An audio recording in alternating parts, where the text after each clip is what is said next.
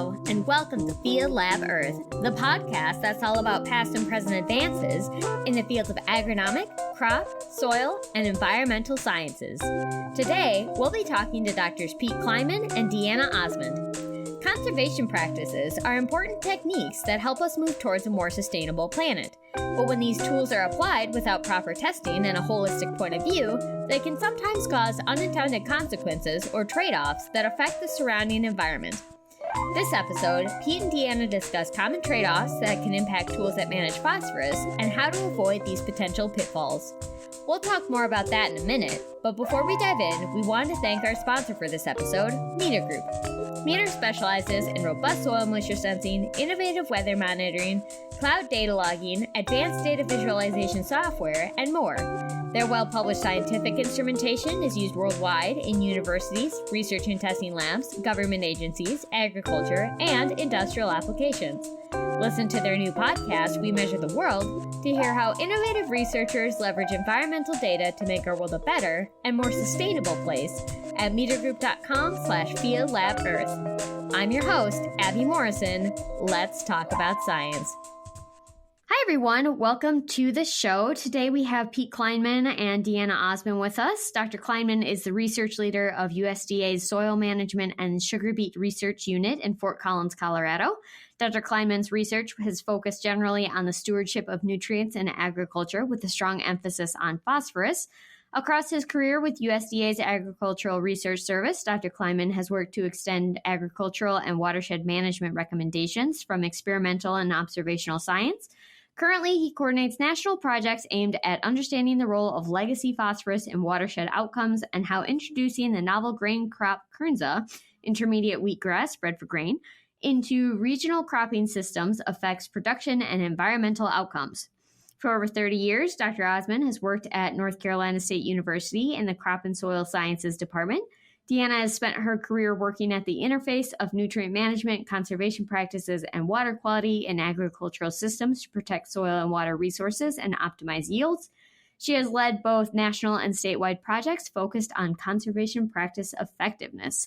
Hello, Pete and Deanna. Welcome to the show. Hi, Abby. Hello, Abby.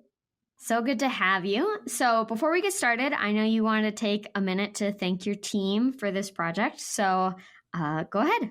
All right. Well, I think we want to thank, the team and actually single out an individual. So Andrew Sharpley, who was the long-term lead of phosphorus research in the United States and around the world, was really key in wrangling together a diverse team that we had from really across North America to focus on the topic of today. And so the team includes university and ARS scientists. It's really important to point out that this was a collaborative effort in developing this paper.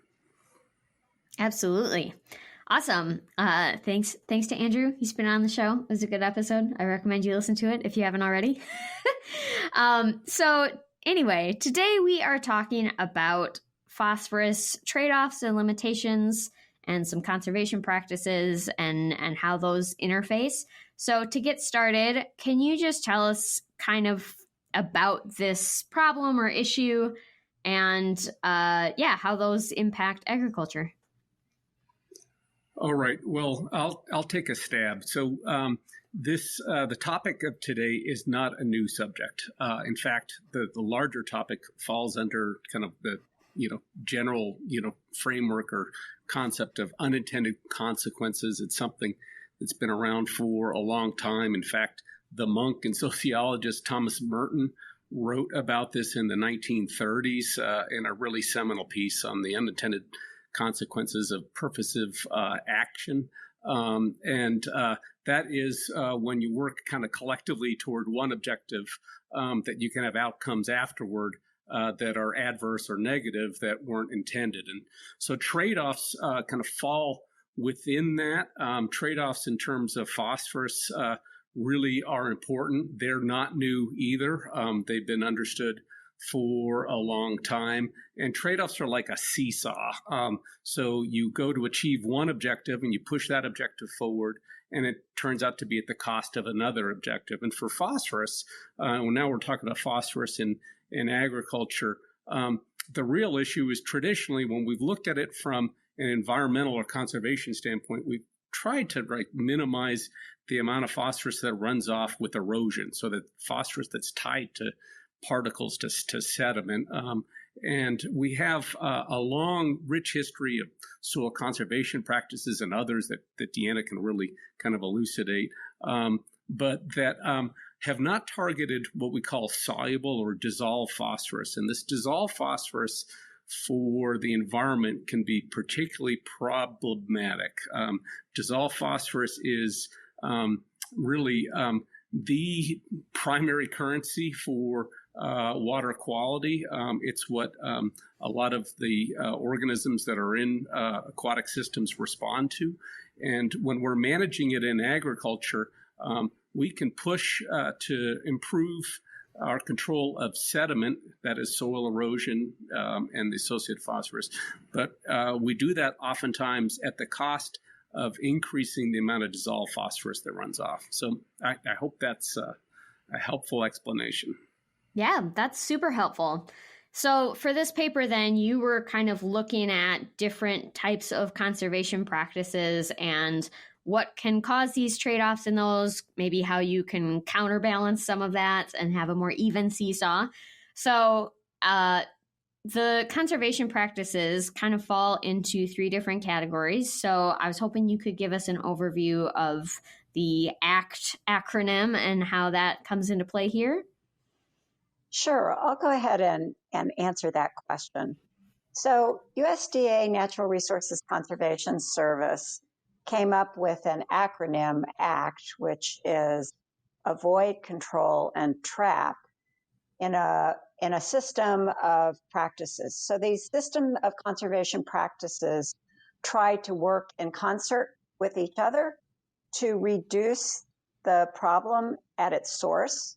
And so that source is the agricultural field, and one of the best ways to reduce nutrients, particularly phosphorus, which is what we're talking about today, is to avoid excess amounts of available phosphorus and also make sure you're applying it in the correct season and the correct placement, which is generally under the soil and at the correct source.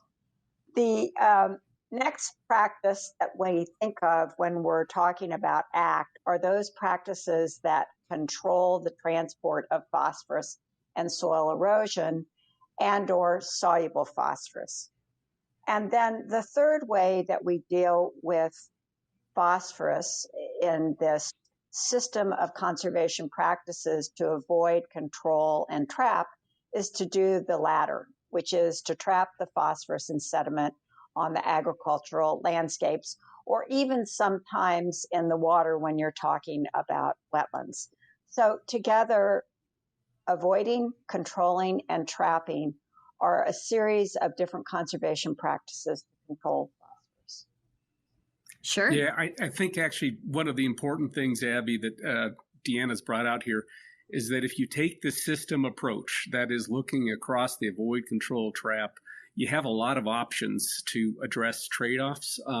If you focus on just one component of the system, it could be a practice, it might be a group of practices under one of those categories, you end up potentially kind of backing yourself into an area where you can really make trade-offs, exacerbate trade-offs. And so Deanna's framing of that is really important to being able to counter trade-offs that are associated with single practices or single groups of practice. Sure.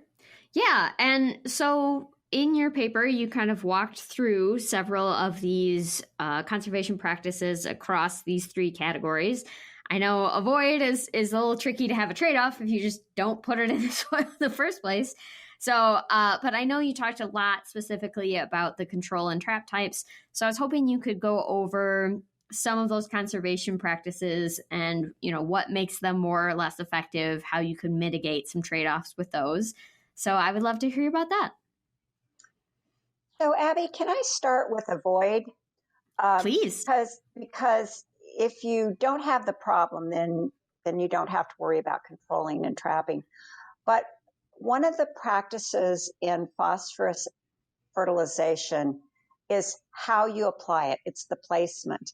And it's critically important because if you put it on the surface, it can run off. If you put it into the soil, it can really keep that runoff in abeyance. The other thing is that soil testing and making sure you're only using fertilizer if you actually need it is also a really great practice. And we have a wonderful project called the Fertilizer Recommendation Support Tool, which is a national project which is trying to help us all do a better job at our fertilizer management.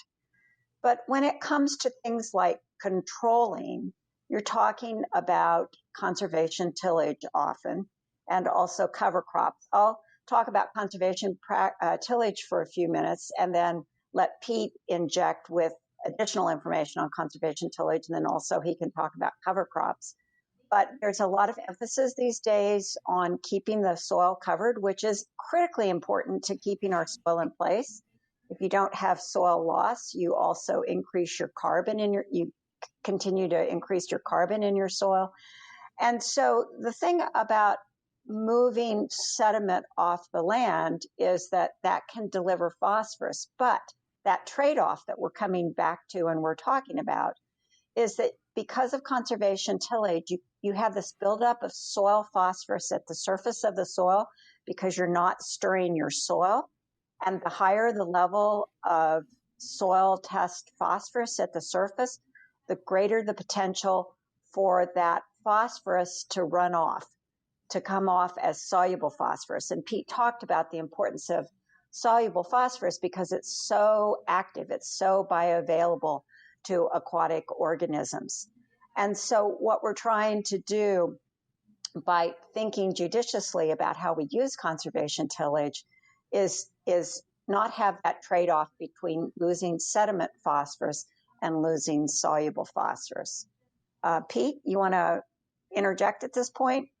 Yeah, well, there's a couple. So just as you were talking, Deanna, it occurred to me, this stuff gets really complicated. And so there's an interaction between these different categories of practice, the avoid and the control, in this case, that Deanna pointed to. And one of the interactions is that you want to avoid what we call vertical stratification of nutrients. And that is when you stratified, so just things one on top of the other. If you get more phosphorus on the surface or more nitrogen on the surface, it's more vulnerable to environmental processes. So that's in the avoid category. That's also something you can monitor and measure.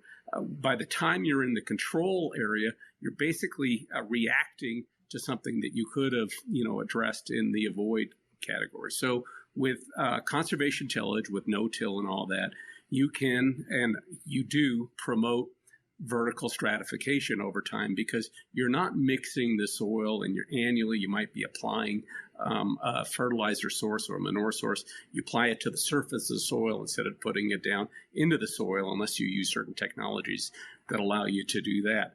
They're also, in trying to have a living cover on the surface, cover crops are a wonderful, wonderful tool. They're key to soil conservation.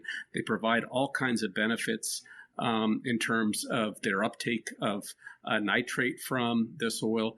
But in different areas, those cover crops, as they break down, can also provide a source of soluble or dissolved phosphorus to runoff. And this is a surprise to some. It shouldn't be a surprise to folks, particularly those who live in northern climes. And so a couple of years ago, there was a wonderful special issue of Journal of Environmental Quality that focused on nutrient management in cold climates or in northern climates.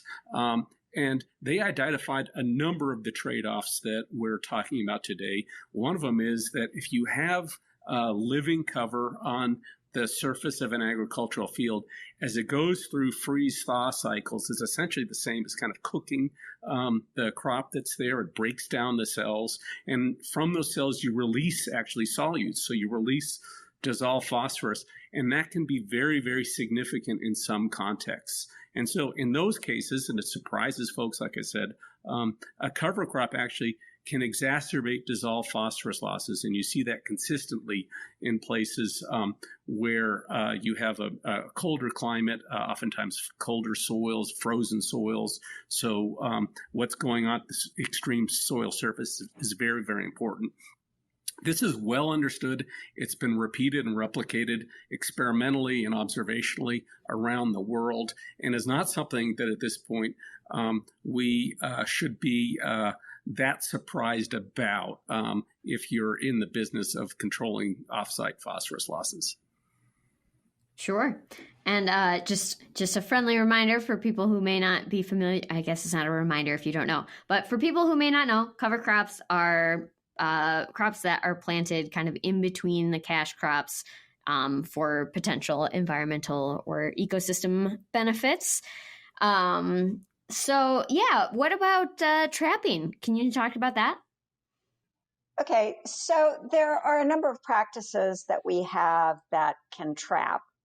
So one of them is vegetative buffers. Pete and I have both studied vegetative buffers in different agricultural areas in the United States, and also wetlands.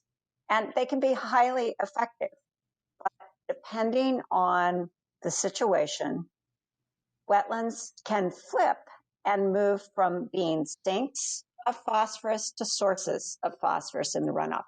Those are the trade-offs that we often see. And I'll throw this to Pete now and let him talk about the mechanisms when they move from sinks to sources, or in some cases are always sources. So take it away, Pete. Gotcha.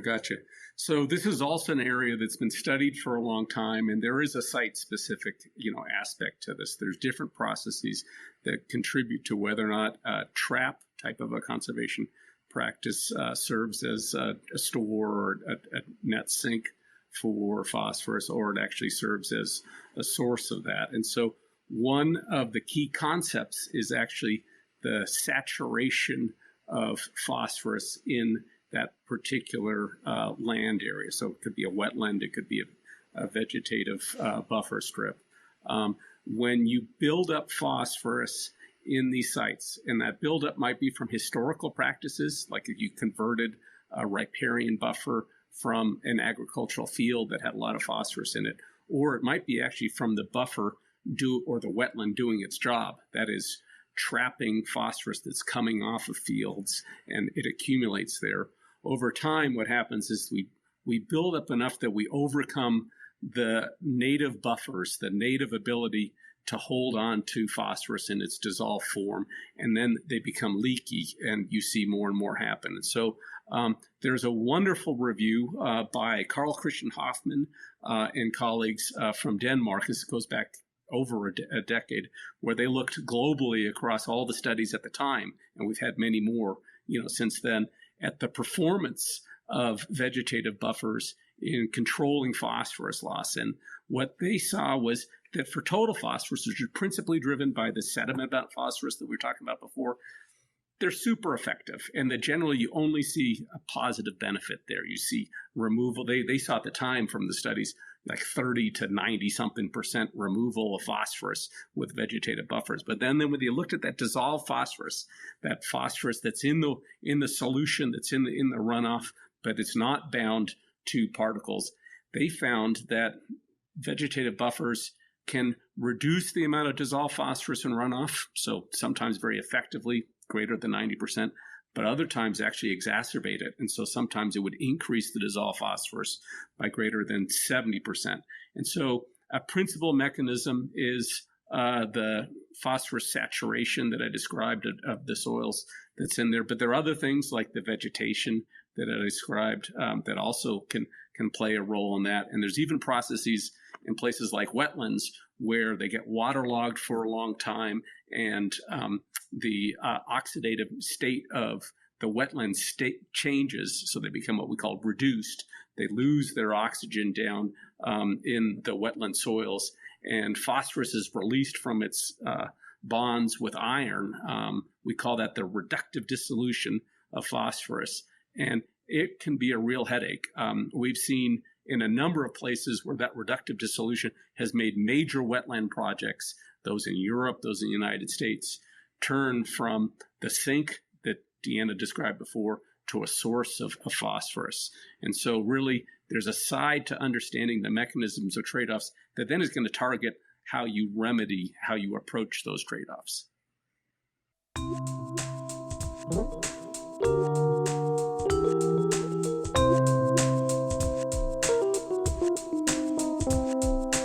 Hi everyone, I hope you're enjoying the show.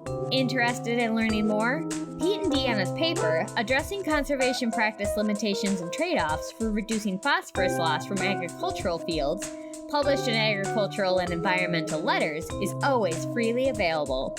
If you are a certified crop advisor or certified professional soil scientist, you can take a quiz for continuing education units for this episode, which can be found in our show notes or on certifiedcropadvisor.org. Thanks again also to our sponsor, Meter Group. Meter specializes in robust soil moisture sensing, innovative weather monitoring, cloud data logging, advanced data visualization software, and more. Their well-published scientific instrumentation is used worldwide in universities, research and testing labs, government agencies, agriculture, and industrial applications.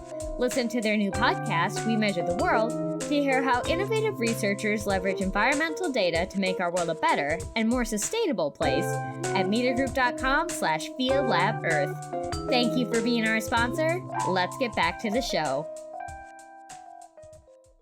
I have a few questions off of that. So just to make things clear in my brain, I mean, I know what a wetland is, but vegetative buffer versus riparian buffer. I know riparian buffers are like along stream banks. Is a vegetative buffer a different thing? What does that look like separately? I mean, I'm sure it's a different thing. Deanna, do you want to? We've been in the business for too long, so we're dropping a bunch of jargon. No, that's okay. So Pete's absolutely right. What we're doing right now is doing jargon. The thing is a buffer is vegetation that's between the field and the stream. And there can be tree buffers, there can be vegetative buffers.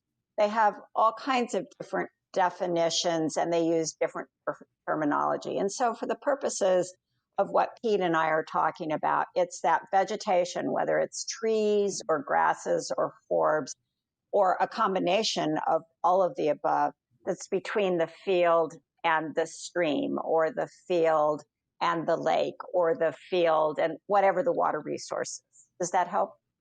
Yes, it does. I just didn't know if I was like, I don't know. I didn't know if my mental image was incorrect, but I don't know how to accurately describe what was in my brain instead. So we'll just move on. Okay, so then my next question here is, like, what are the physical signs that this sink is turning into a source? I know algal blooms are a big problem with too many nutrients of a variety of different kinds. Is that what we're looking at? Or like, what are the other signs that we might be in trouble in one of these areas? This is part of the challenge of dealing with these trade-offs is that, and actually dealing with conservation practices and trying to see even their benefits, is that the physical signs don't manifest themselves readily. You actually have to poke around and use scientific observation to see a lot of this stuff. And so in something like a vegetative filter strip, a riparian buffer, a grassed waterway, you actually have very little to indicate that you're poised for a trade-off short of going in and doing some basic soil sampling. And so we did a study a couple of years ago. It was a wonderful study when I was back located in the Chesapeake Bay region, where in the Chesapeake Bay watershed, there's more than 20,000 contracts for riparian buffers under the Conservation Reserve Enhancement Program. This is a major USDA program. It's the largest riparian buffer easement program really in the world. And so we surveyed all kinds of conditions of the riparian buffers that are in the Chesapeake Bay watershed. And we found in Maryland, where a lot of them were located in a poultry producing region, a very productive poultry producing region, that when you looked at the soils, the amount of phosphorus that was in those soils, even 15 years into a contract, so you have tall trees that had already grown up in those buffers, was very high. In fact, it was twice of what you need to grow a crop. And so, there was nothing on the surface. These are wonderful places to walk into. They provide all kinds of, conservation benefits, beautiful nesting places, great for wildlife. They provided flood storage, other things. But in terms of the phosphorus, it's what you couldn't see. It was that phosphorus in the soil that you hadn't removed. It looked the same 15 years into a contract as it did at the beginning. That is a soil with a lot of phosphorus in it. And that then becomes a source of phosphorus to run off. And so some of these things are difficult to address because they're not easily visualized. Abby, can I approach that in a different way? Please. Answer the same thing. So conservation practices as a system of practices really need to be utilized on a watershed scale. And one of the things that we've seen in the Lake Erie watershed is that they started putting a lot of conservation tillage into this watershed that is heavily tile drained. And they started seeing sediment and the phosphorus attached to sediment decreasing. And the water quality got better. And everybody was very excited about what had happened in that watershed relative to phosphorus. And then all of a sudden, soluble phosphorus started increasing, and they had enormous algal blooms in Lake Erie that threatened the Toledo drinking water. And one of our colleagues, who's also a colleague on this paper, she has done an analysis, as has other people, so Dr. Helen Jarvie, and it appeared that the conservation tillage, along with changing the timing and the placement of the fertilizer, in addition to climate change, which caused really intense rainfalls in the spring, were all part of moving this system from predominantly sediment-attached phosphorus to soluble phosphorus, which spurred the algal blooms. And I know Pete is very familiar with this work. Pete, anything else you want to add? No, I think it's very complicated, and that's part of, I think, what you're hearing from us and conveyed. But there are these success stories that then repeatedly over time, as you look at them, turn into stories of kind of a conservation concern or conservation problem. And so I think Deanna did a really effective job at explaining the basics of Lake Erie. There's a lot of things happening that you control erosion, you address a number of sources of pollution, you improve a water body, but then gradually over time, these trade-offs start to manifest, and they can really undermine what would otherwise be tremendous success stories. Sure. Yeah, I like that. Obviously it's extremely complicated, so thanks to everybody who's doing the research to tease out all these different threads. So what are some of I'm going to ask this question with kind of two ways to answer. What are some considerations for people who are looking to avoid these trade-offs? And the two levels of this are there just overarching, like, yes, this is usually a good thing to do, before you start or, along the way to avoid trouble, or what are some things that might be like, these are things that you need to look at your region level to figure out your path, if that makes sense? Yeah, so it really boils down to what is that you can do. And so the first is just awareness. And that was really a reason that we wrote this paper. If you dig into it, you'll see that we provide references, and we do try to kind of categorize as simply as we could the trade-offs that are there, and what can be done to address some of those trade-offs. There's a side to this, which is, in addition to awareness, which is monitoring. So we spoke to just a couple of the processes that contribute to the trade-offs, vertical stratification of phosphorus in soils, the accumulation of phosphorus that's in the soils, the potential for reductive dissolution, the cooking of live vegetation in certain climates that results in its release of phosphorus and availability to runoff. All of those have associated with them then actions that can be done to at least minimize, if not mitigate, the trade-off. So for me, a key thing is actually monitoring phosphorus, not just in a traditional agronomic kind of approach, which is taking to a standard soil depth and then sending that off for analysis. That's very important. That tells you how much phosphorus is in your soil and is available to the crop. You really want to make sure that you're in that optimum range for production.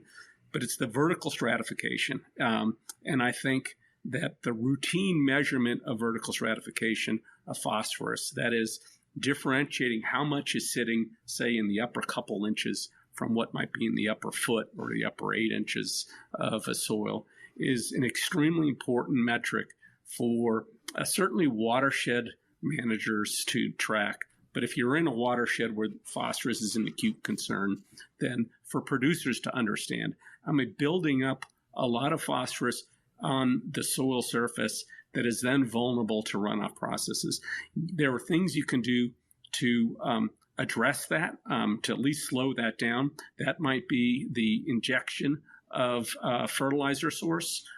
It might be the incorporation, and that is the periodic use of something like tillage. But at the very least, it requires monitoring of that. And if you're not monitoring, then it's very difficult to address. Deanna, do you want to speak to some others and maybe a context in your backwoods? Yeah, so I want to echo something that Pete said. Soil testing is critically important. We've got lots of data that show that if you don't apply fertilizer, it doesn't run off. If you keep your phosphorus levels lower, you're going to have less phosphorus for loss. But if you have something like conservation tillage, you are going to stratify your phosphorus and you're going to have higher amounts on the top. If you use cover crops, they're going to pump up phosphorus from lower levels and you're going to have phosphorus on the top. So back to what Pete said, you do need to watch your stratification. But there's also this trade-off between soluble phosphorus and sediment-attached phosphorus. That's what we've been talking about the whole time. Protecting our soils from erosion is critically important. And when I think about trade-offs in North Carolina, I don't have the same recipe if I'm working in the Piedmont that I have in the coastal plain. Piedmont is rolly. It has more clay textured soils. We really have to protect those soils from runoff.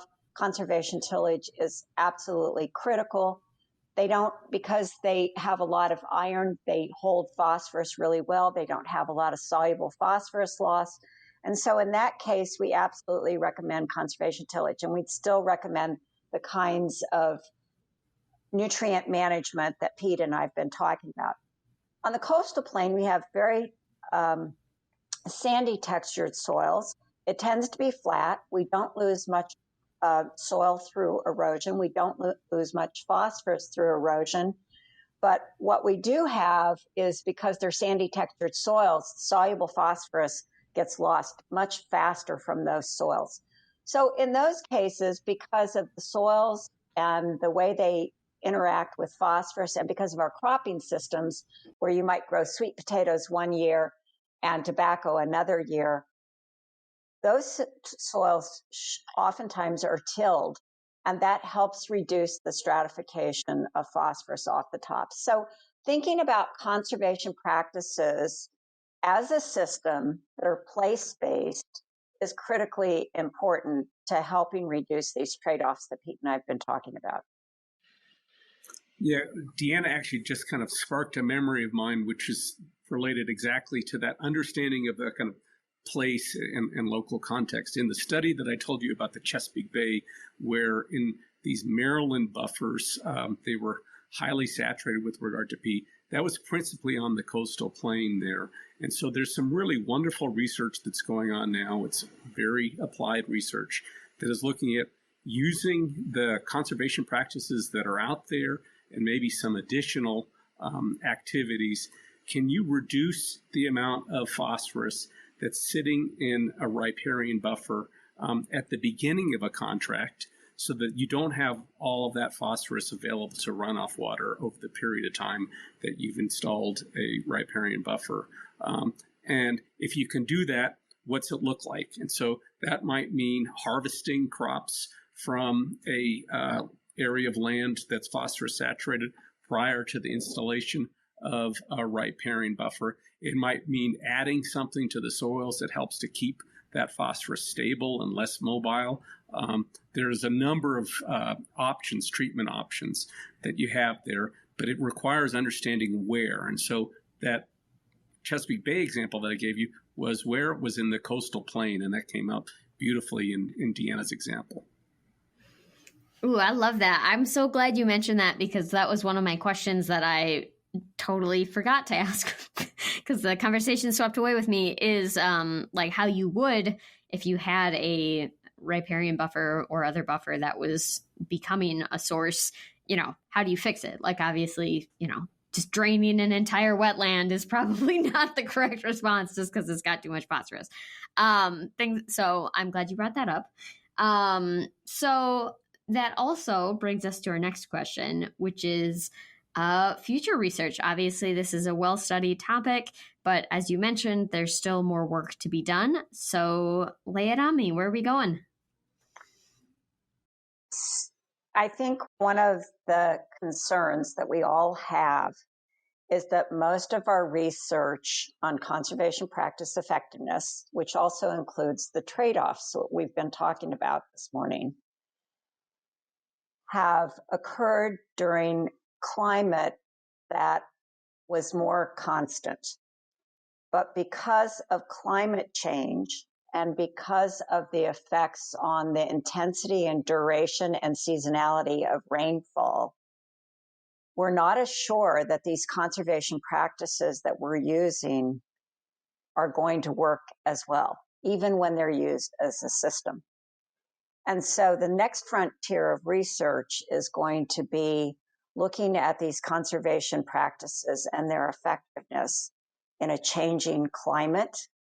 And part of what we need to make sure we focus on are the trade-offs, because in the past, there were a few researchers like Andrew Sharpley, who we mentioned at the beginning, who was always looking at trade-offs from the very beginning. He was looking at trade-offs in conservation practices.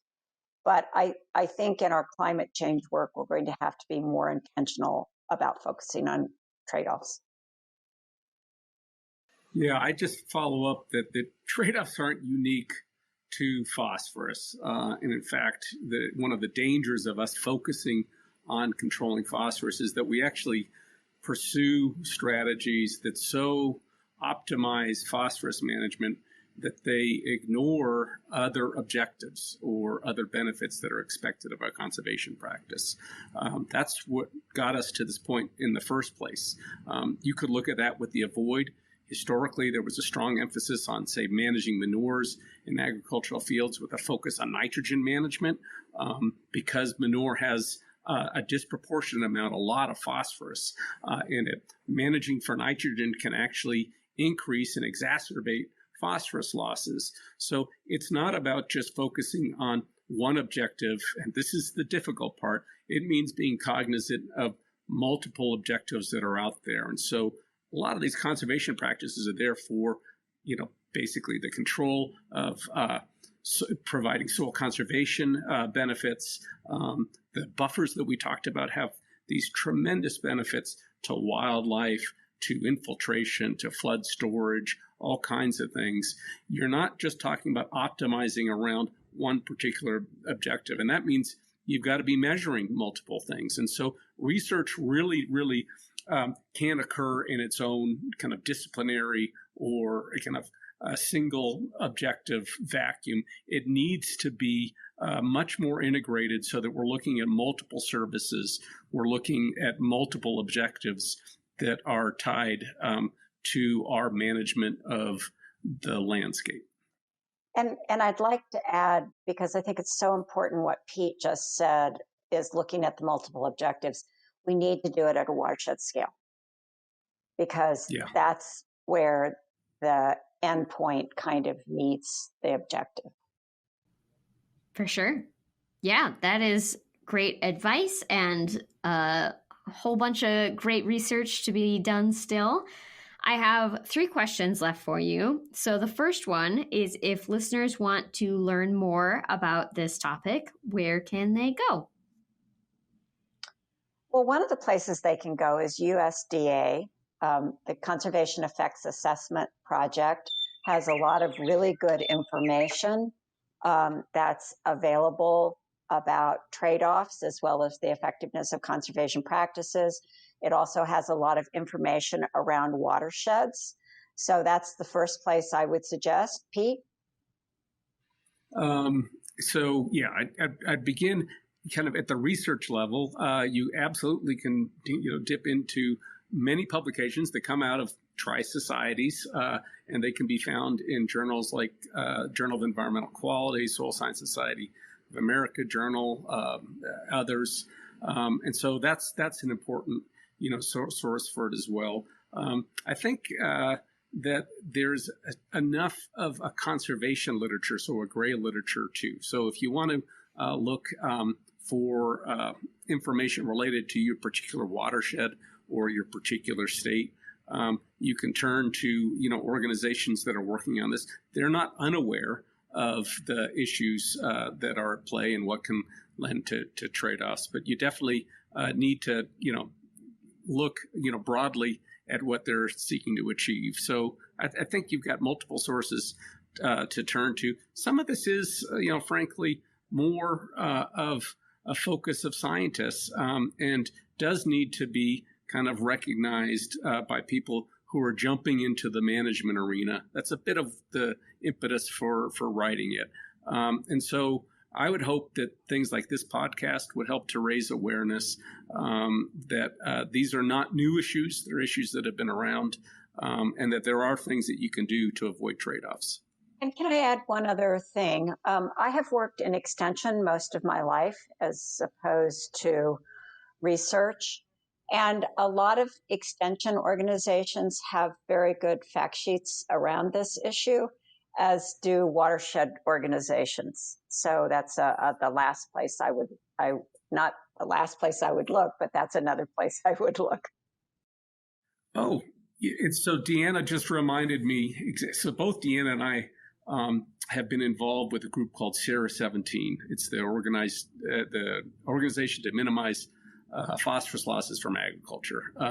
And Sarah 17 has been a home for researchers like us. It's been a home for people who are involved in decision making. Some of them are policymakers. Some of them are working actively, in managing for different organizations, watershed organizations, federal, state, local organizations. And Sarah 17 has a terrific website. It's actually housed in Deanna's institution, North Carolina State, and they have fact sheets for conservation practices that very much can alert you to the kinds of trade-offs that we've been describing today. So I'd ask you to look up Sarah 17, SERA 17, and that's a great source of the information we're providing. And just to do another plug for Sarah 17, these fact sheets were recently updated 6 months ago. So they provide the best new science we have, including information on trade-offs. Awesome. Yeah, we'll include links to as many of those resources as I can find links for. And so then my second question for you is, if listeners then want to take the next step to kind of get involved in these issues, how can they do that? And that can be farmers, CCAs, researchers, general public, whatever you think makes the most sense. So the group that needs to be most focused on trade-offs are conservation planners. And their job is super hard because they're working with the farmers and they have to respect what the farmers want. They also have all of this information available to them about the effectiveness of different conservation practices. They also need to understand the trade-offs that we've been talking about. Pete mentioned that it's not just trade-offs of phosphorus, sediment-attached phosphorus to soluble phosphorus. We also have trade-offs of nitrogen, or we have trade-offs of habitat, et cetera. And so conservation planners have to think through this. It's like a very detailed jigsaw puzzle, and it's unique for every single farm that they go on. It's a different jigsaw puzzle. It's not just a square puzzle where the pieces are pretty easy to put together. So I think that's the group that, as they think through the process and they learn more, that they can really have actionable effect on our nutrient losses. Okay, that probably didn't answer it, but no, that's as helpful. close as I could get. Well, but I think kind of Deanna got us on track there. So the motivation for writing this piece was to kind of keep alive a perennial issue that's kind of well recognized in some circles, but not in others. But also hopefully to reach some folks who are strong advocates of a single practice. I mean, really what the trade-off recognition requires is a recognition that, one objective alone, your objective, my objective alone, can lead you to outcomes that either aren't intended or that are eventually going to happen. And so I think that awareness by folks who are plugging a single practice of their trade-offs is key. And so that means the advocates of those should be aware of this. For sure. Yeah, that's a wise advice from you both on that. So, final question, may or may not be the easiest or hardest question that I've asked so far. What is one fun fact that listeners would not know about you if all they had was your research? Actually, this is linked to my research, and that Deanna, I, and others have spent most of our careers, in my case, 30 years, chasing phosphorus. And for me, it began living with a group of former headhunters in Indonesian Borneo. It was a very important period of my life, and it's one where that really shaped my conservation perspective.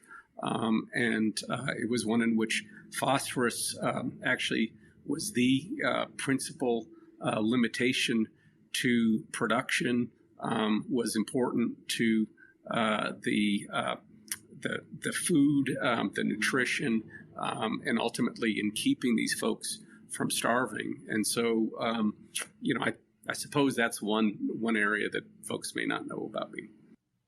Wow, that's amazing. So the thing that people wouldn't know about me is that my husband and I are avid hikers. We love to hike in England, where you could go from B&B to B&B. And that means that you get a bed and a hot shower and a great meal.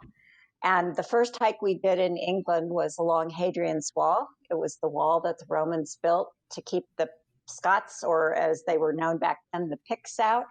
And it's UNESCO National Heritage Site. And I would highly recommend that anyone that have an opportunity make that hike. Wow.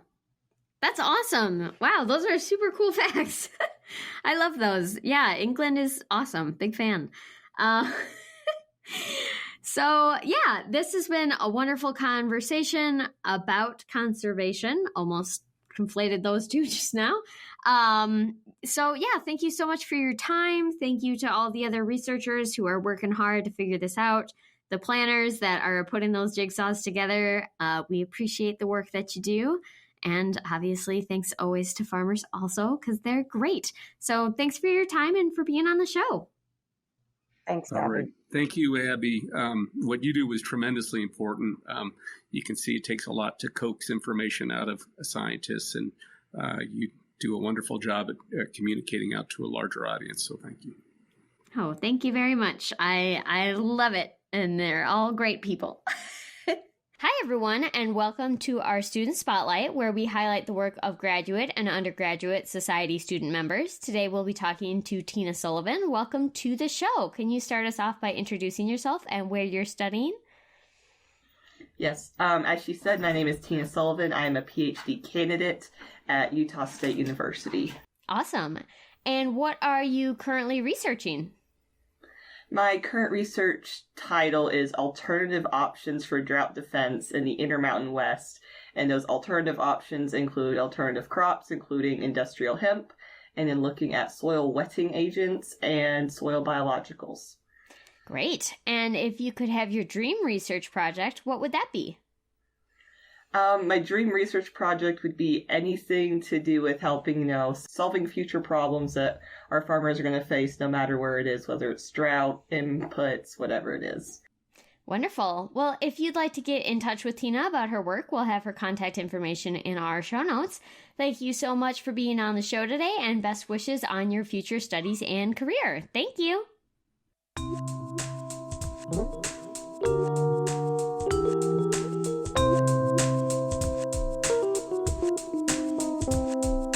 Thank you for listening to Field Lab Earth. More information can be found in the description below. Thank you.